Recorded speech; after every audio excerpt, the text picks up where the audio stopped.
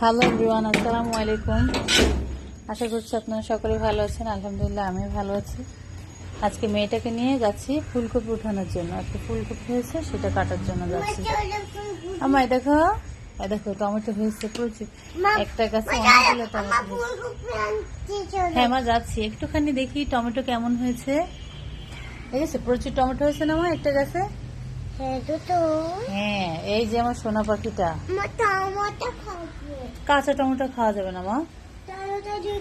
হ্যাঁ চলো, আমরা এখন যাচ্ছি।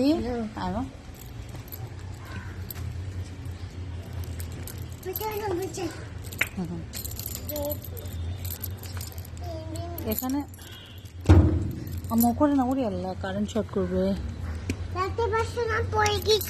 Sorry baby.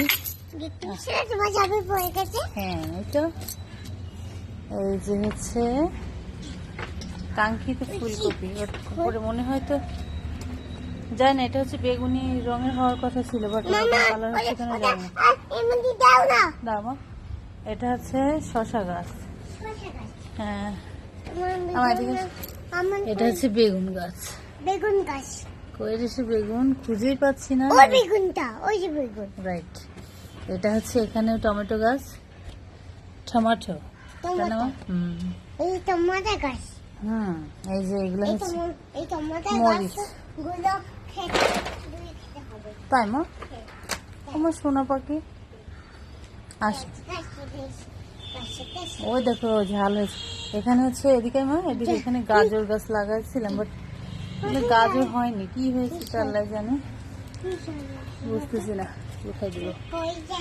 হ্যাঁ মা, এটা হচ্ছে ঝাল গাছের চেহারাটা অনেক সুন্দর হয়েছে, বাট এখন ঝাল হয়ে পারে না। আমা করো না। এটা হচ্ছে মিষ্টি কুমড়া গাছ। আমা এদিকে। মিষ্টি কুমড়ো গাছ? সেটা আবার কি? সেটা আবার কি? সেটা আবার কি? এটা হচ্ছে কুমড়া মা। এটা হ্যাঁ, আরে আমার শোনা মা, আসো মা। সেটা আবার কি মা? এবার সেটা আবার কি মা? এটা হচ্ছে অনেকগুলো বেগুন হচ্ছে, বাট অনেক একটা গাছের তুলনায় বেশি ফল দিলে আম্মাও করে না, ফলগুলো অনেক ছোট ছোট হয়ে যায়। আমার এই যে হচ্ছে ফুলকপি, এখন কাটবো যে মা।